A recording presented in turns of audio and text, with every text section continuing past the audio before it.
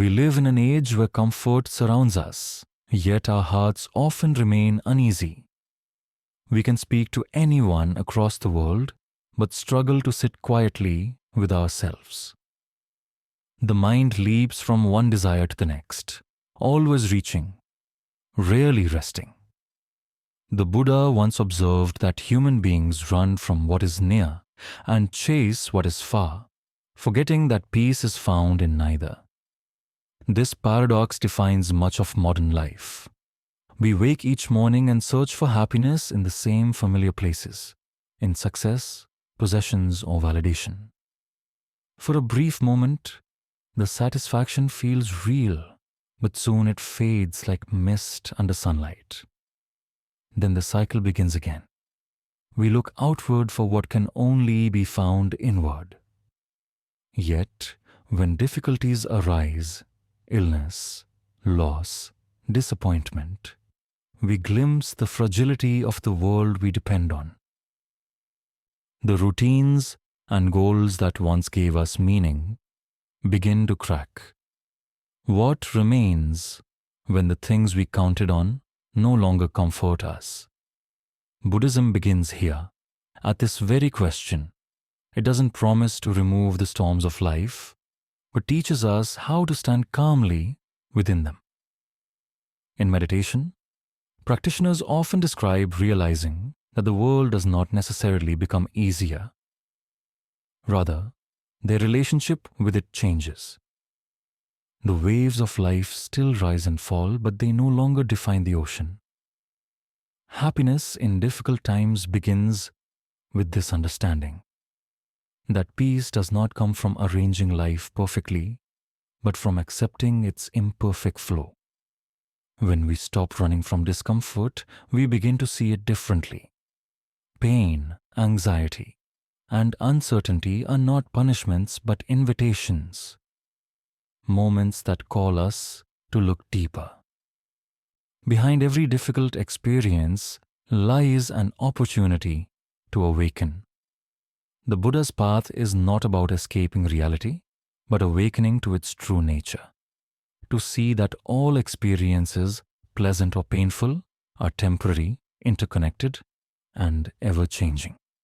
It is this insight that begins to dissolve the paradox. The more we seek happiness through external control, the less stable it becomes. But when we turn inward and begin to understand the mind itself, how thoughts arise, how feelings pass, how awareness observes it all, a quiet space opens. In that stillness, happiness stops being a pursuit and becomes a natural state. So the journey begins not by adding more to our lives, but by subtracting, by slowing down, by breathing, by noticing what is already here. The paradox of everyday life reveals its truth, that the very moment we stop trying to be happy is the moment we finally allow happiness to appear. When life becomes uncertain, our first instinct is to tighten our grip.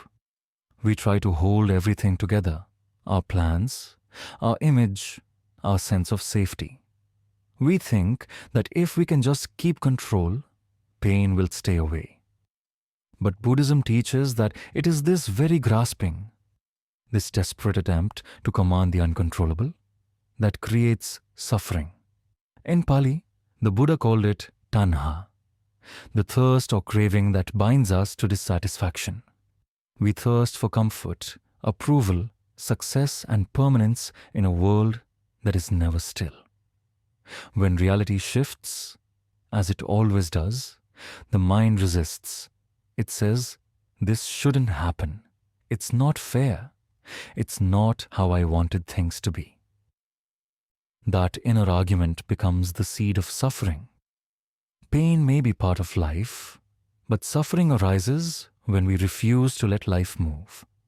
The illusion of control is subtle. We believe we can shape every outcome if we just try harder, if we plan better, if we think more, if we worry enough. But the truth, seen through the lens of impermanence, is that everything we hold eventually slips through our fingers. People change. Circumstances evolve. Even our own emotions transform from moment to moment. The more we try to fix them in place, the more exhausted we become. There is a quiet freedom in admitting, I do not control this. At first, that realization can feel frightening, like standing in open space with nothing to hold. Yet slowly, it becomes liberating. When the need to control dissolves, we discover something far more stable, awareness itself. Awareness watches change unfold without fear, without demand. It doesn't need the world to obey.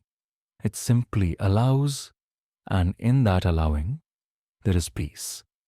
The Buddha compared this to holding a rope too tightly.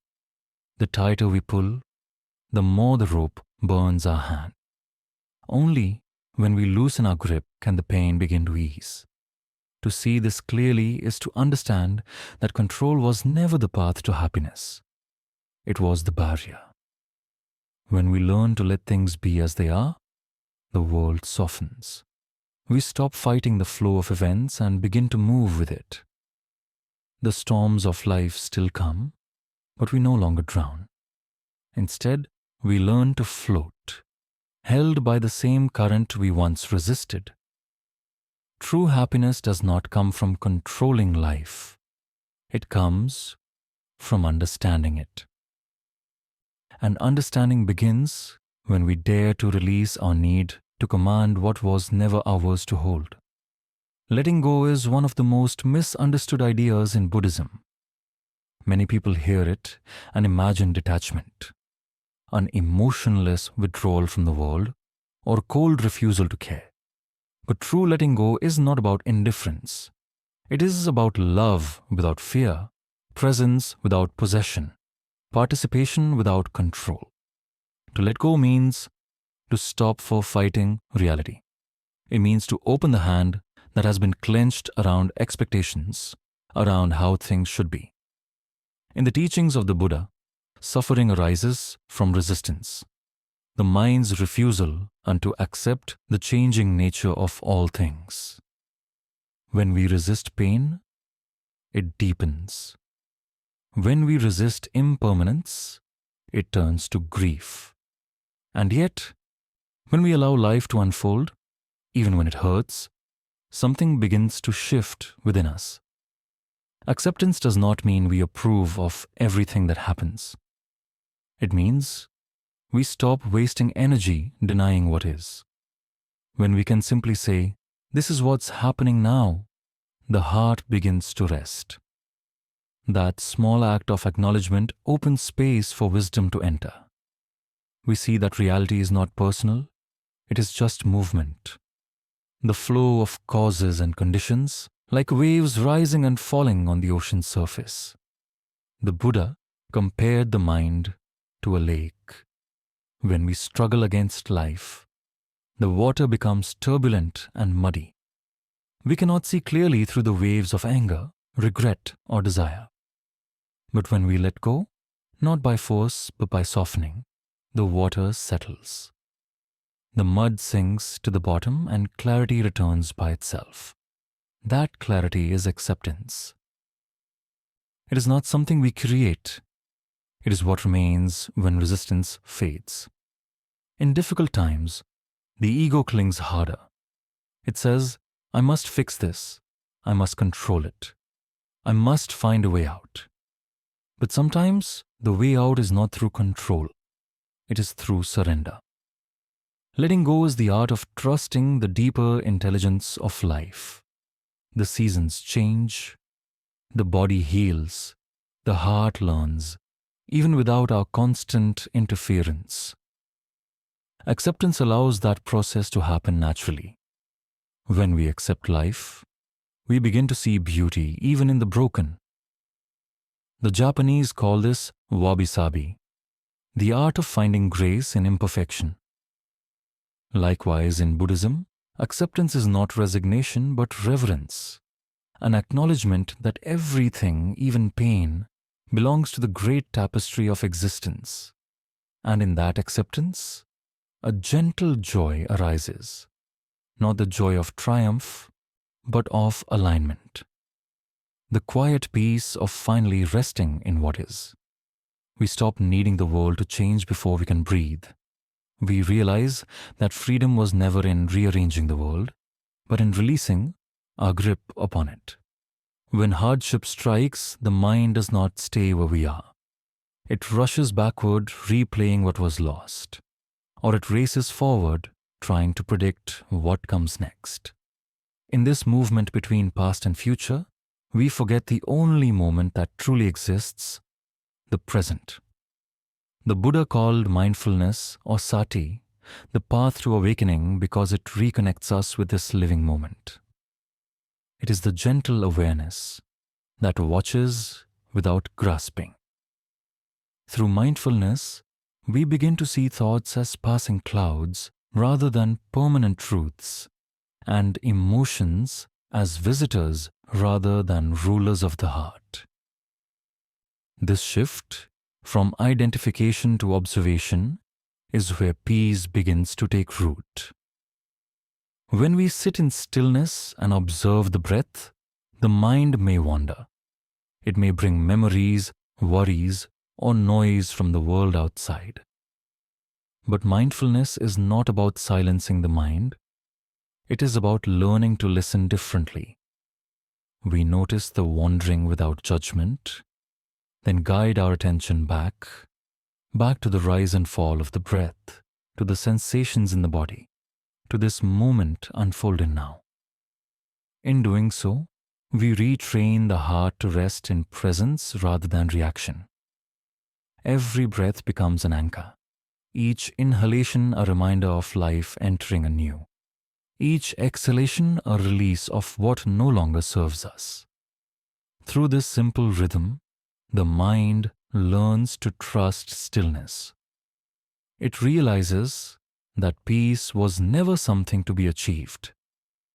It was the natural state beneath all the noise. In difficult times, mindfulness does not erase pain. It transforms our relationship with it. When sadness arises, we observe it like a wave. Sadness is here. We do not need to push it away or drown in it. We simply watch, breathe, and let it pass when it's ready. In this way, mindfulness softens suffering by removing the struggle against what is already happening. Over time, mindfulness extends beyond formal meditation. It seeps into walking, eating, speaking, listening. We begin to move more slowly, to taste our food, to feel the wind on the skin. Even mundane actions, washing dishes, folding clothes, driving, become sacred when done with full attention. This is what Thich Nhat Hanh called the miracle of mindfulness. Washing the dishes not to finish them, but simply to wash the dishes. Presence is not a luxury for peaceful days. It is the lifeline that carries us through chaos. When the world feels unstable, presence is the ground beneath our feet. It reminds us that even in the middle of uncertainty, life is still here, breathing, unfolding, alive. Mindfulness is the return home. It is not about changing our circumstances, but changing the way we see them. And through that seeing, happiness quietly begins to bloom, not as escape, but as awakening. Pain often enters our lives only once, but the mind can replay it 1,000 times. This is what the Buddha described as the second arrow. The first arrow is the unavoidable pain of life, loss, illness, rejection, or uncertainty. The second arrow is what we add through resistance, resentment, and repetition. We relive the moment again and again, each time deepening the wound. In difficult times, the mind becomes a storyteller. It takes an event and wraps it in layers of judgment and fear. Why did this happen to me? What if it happens again? What will others think? Soon, we are no longer living the pain. We are living our thoughts about the pain. This constant rumination creates a loop, a cycle where emotion fuels thought, and thought strengthens emotion. And the longer we stay within that loop, the more disconnected we become from the present. Mindfulness helps us recognize this loop as it forms. It allows us to see a feeling not as an identity, but as a movement. Anger arises, stays for a time, and fades. Sadness swells, then softens. Even fear, so heavy and convincing, eventually lightens when seen with awareness. The moment we can observe a feeling without becoming it, a small freedom appears. We step out of the loop and into clarity. In psychological terms, this is emotional regulation. In Buddhist terms, it is insight.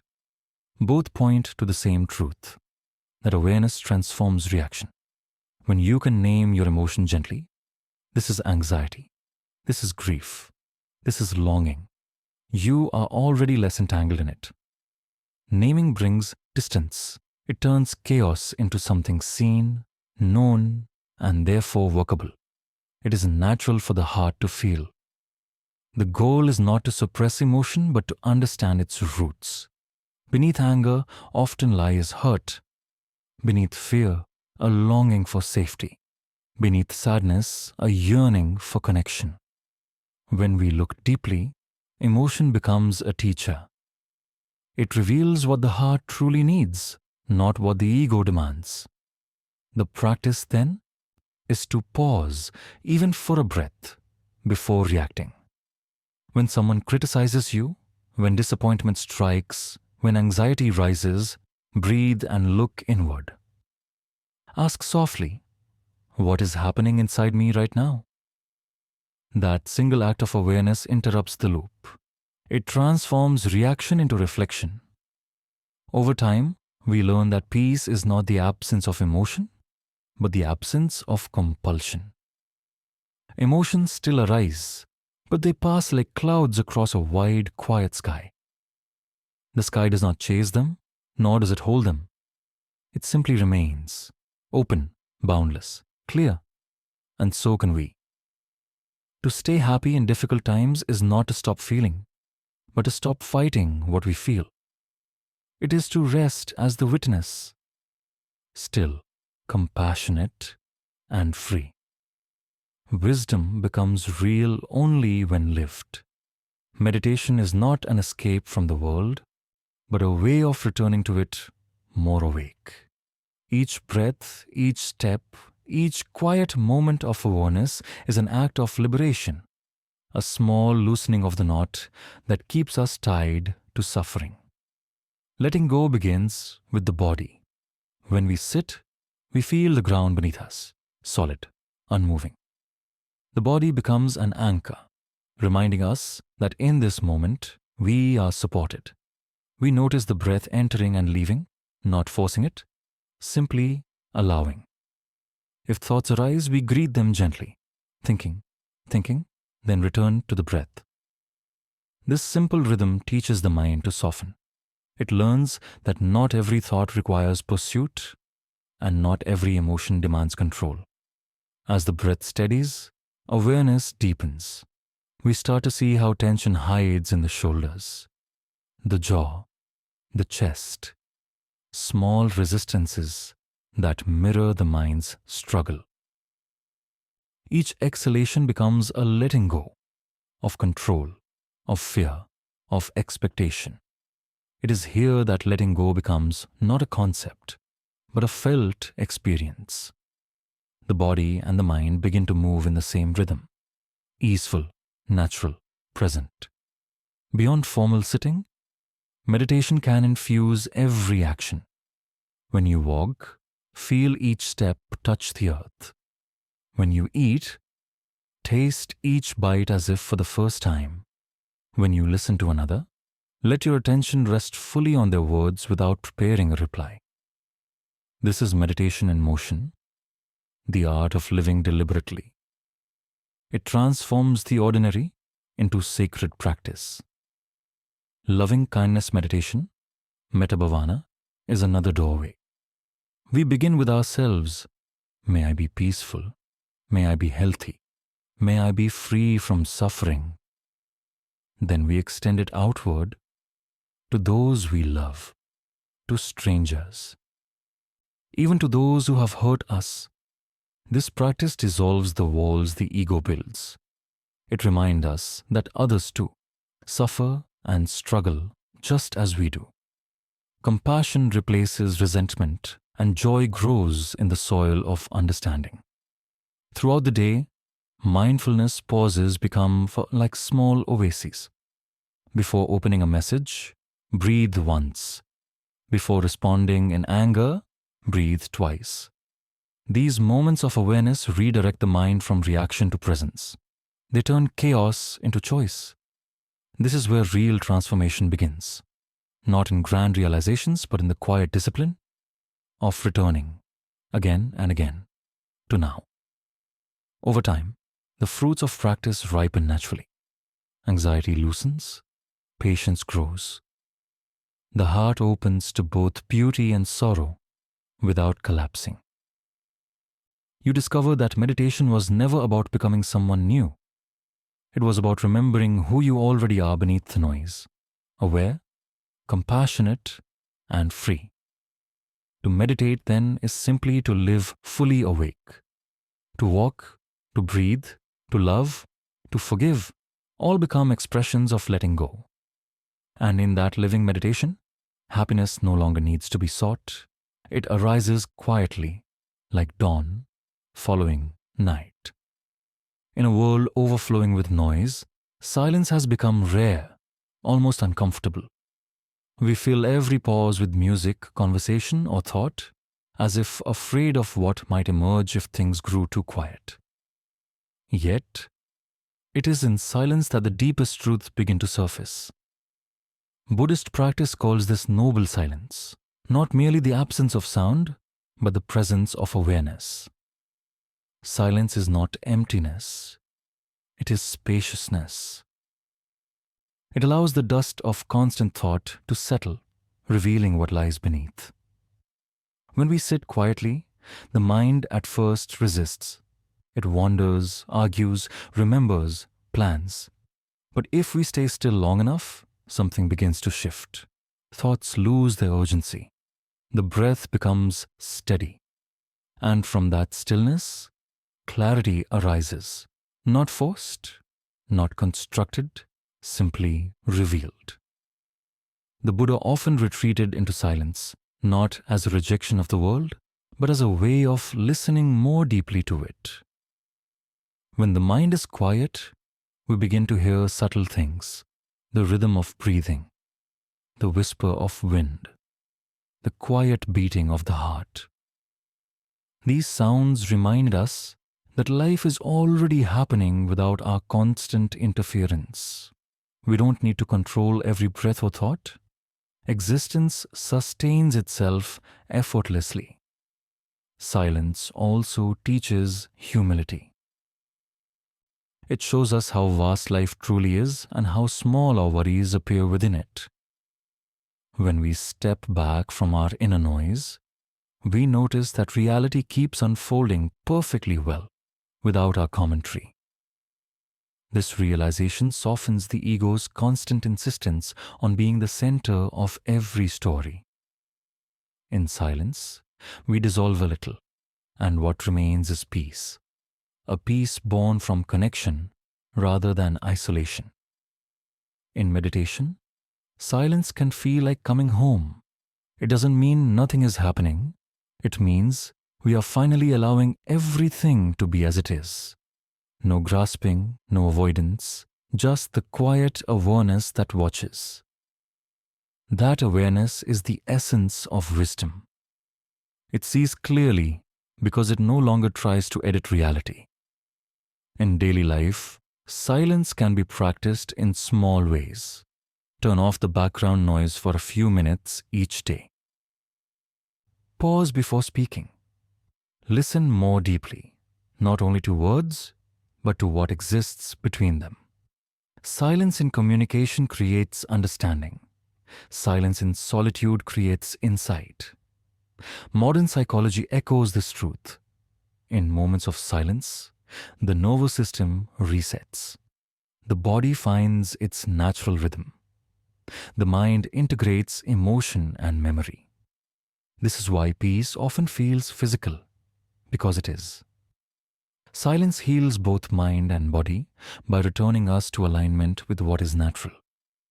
When we learn to rest in silence, even the storms of life cannot shake us. The world may grow loud, but inside there remains a still point, steady, luminous, untouched. It is there that happiness dwells quietly, waiting to be remembered. In that stillness, we discover that silence was never empty.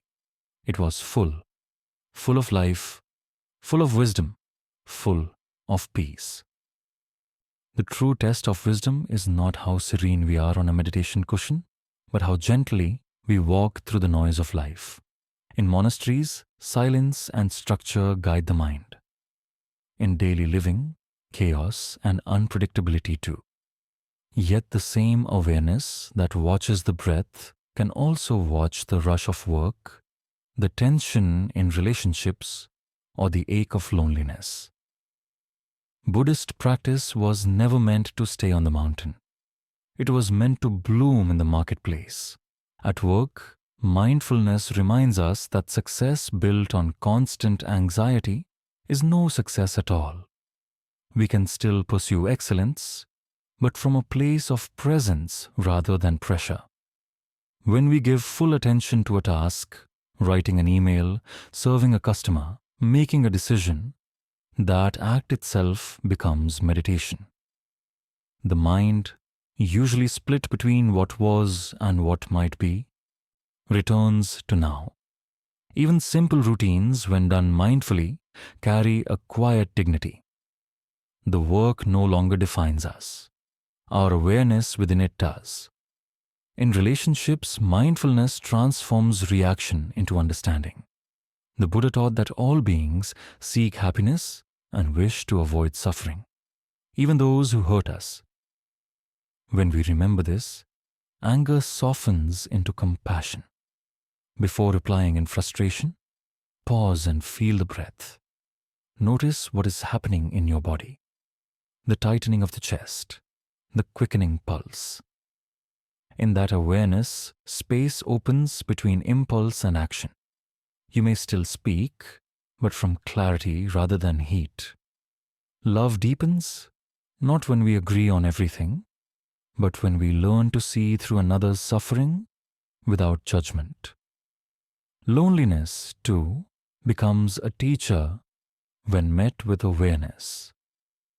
In solitude, the restless mind often cries for distraction.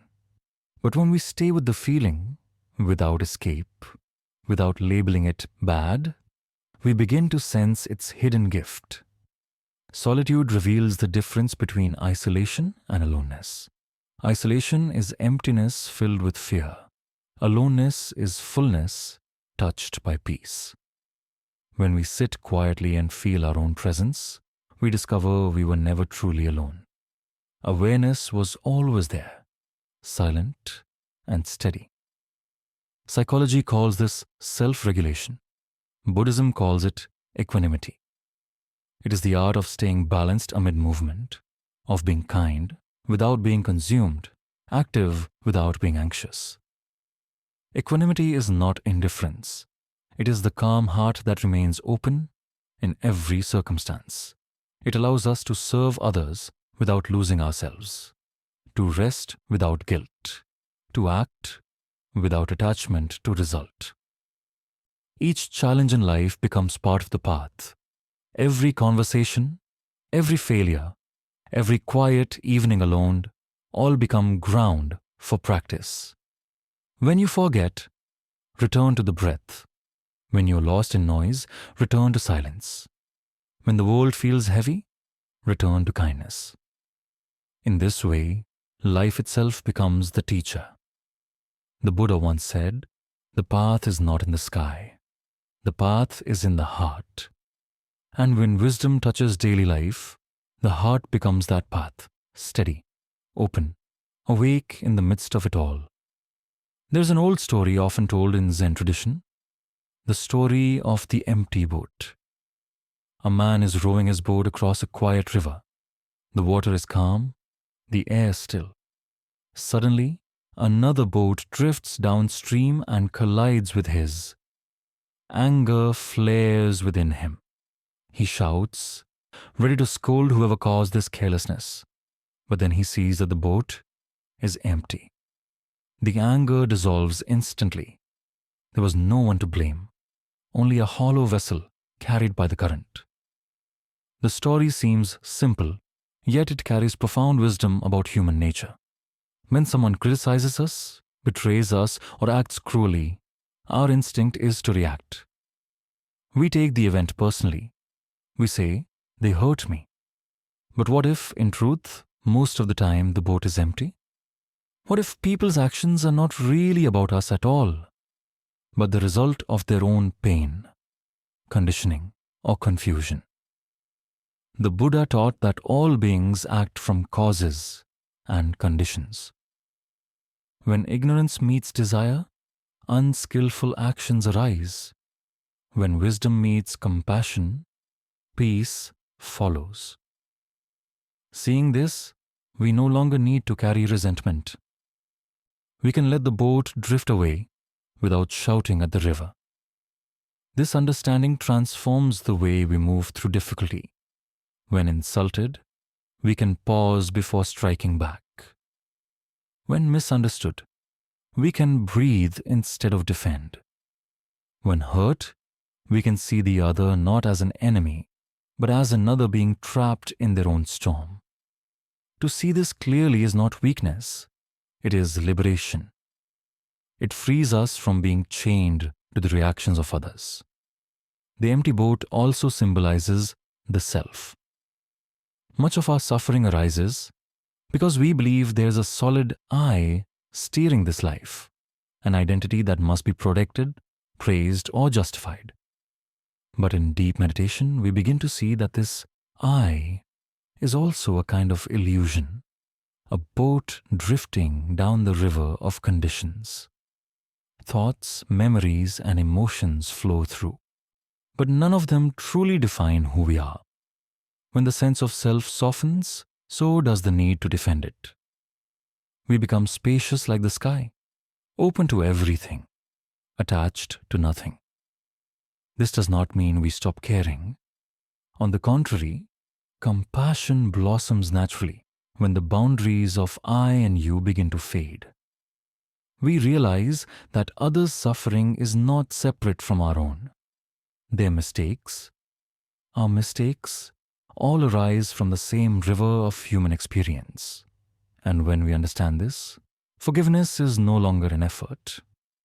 It becomes the natural current of the heart. So when life bumps against us, when others collide into our peace, we can remember the empty boat. We can breathe and let the current carry it away.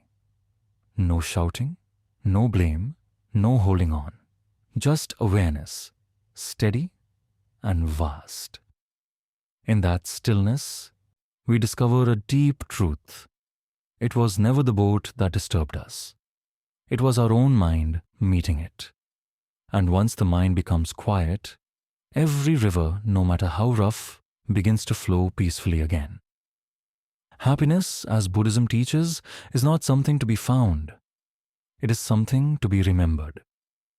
It is not created by comfort or destroyed by pain. It is the stillness beneath the movement, the space beneath the noise, the awareness beneath the changing scenes of life. When we stop chasing and simply rest in being, we rediscover what was never lost.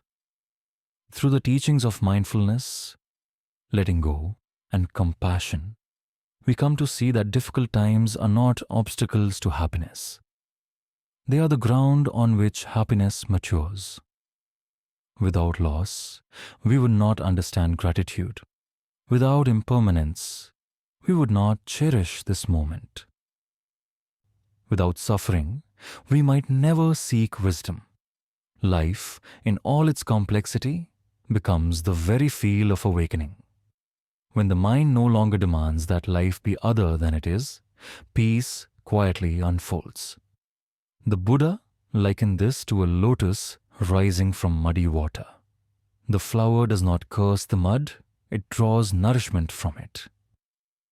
In the same way, the human heart learns to bloom from the depth of experience, even from sorrow. Happiness, then, is not a prize for escaping difficulty. It is the fragrance of understanding that grows from within it. Stillness does not mean withdrawal from life. It means meeting it without resistance. The calm heart does not avoid the storm. It simply knows it cannot last. Each moment arises, dances, and fades. To witness this flow without clinging or fear is the essence of awakening. That is the freedom the Buddha spoke of. The end of suffering, not by rearranging the world, but by understanding its nature. In quiet reflection, ask yourself, where in this very moment is lack? The breath flows. The body rests. Awareness watches. Even amid challenge, life continues to offer itself fully. Nothing needs to be added for peace to exist. It is already here, hidden beneath the mind's stories, waiting patiently to be seen. When we live from this understanding, every act becomes sacred. Work becomes service. Relationships become paths of compassion. Solitude becomes rest in awareness. And happiness, once fleeting and dependent, becomes steady, effortless, unconditional. The Buddha once said, "Peace comes from within." Do not seek it without. To stay happy in difficult times is to live this truth, to look not outward for rescue, but inward for stillness. There, beneath every storm, the sky of awareness remains vast and clear. And in that sky, untouched by fear or desire, happiness simply is. So breathe, return, and rest in the quiet heart. For the happiness you seek has always been here, silent, spacious, and free.